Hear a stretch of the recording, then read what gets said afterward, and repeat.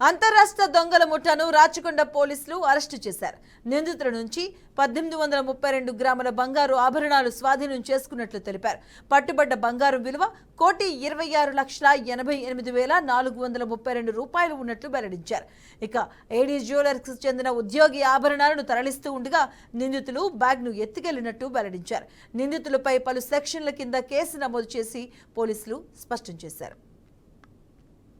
Bus ఆగినప్పుడు ఈ ఎవరైతే వ్యక్తి గోల్డ్ తీసుకొస్తున్నాడో అతనికి కీ డాక్టర్కి వెళ్ళినప్పుడు ఇతను కార్ నుంచి డైరెక్ట్ గా వచ్చి బస్ లో నుంచి ఈ ఒకటే ఈ ఉన్నటువంటి బాక్స్ ఏదైతే ఈ గోల్డ్ ఆర్నమెంట్స్ ఉన్నాయో అదొకటి తీసుకుని వెళ్ళిపోవడం.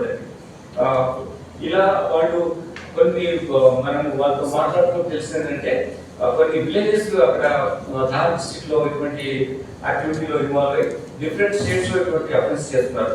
ఇది చేసిన తర్వాత సేమ్ అఫెన్స్ మళ్ళీ ప్లాన్ చేయడానికి చేసి ఇక్కడ అఫెన్స్ చేయడానికి మళ్ళీ ఇక్కడికి వచ్చారు. వచ్చిన ప్రాసెస్ లోనే ఈ తీసుకున్న గోల్డ్ ను అమ్మేసి వాళ్ళు వాళ్ళ మనీ తీసుకొని వాళ్ళ లైఫ్ స్టైల్ స్పెండ్ చేయాలని వాళ్ళ యాక్టివిటీ ఉంది.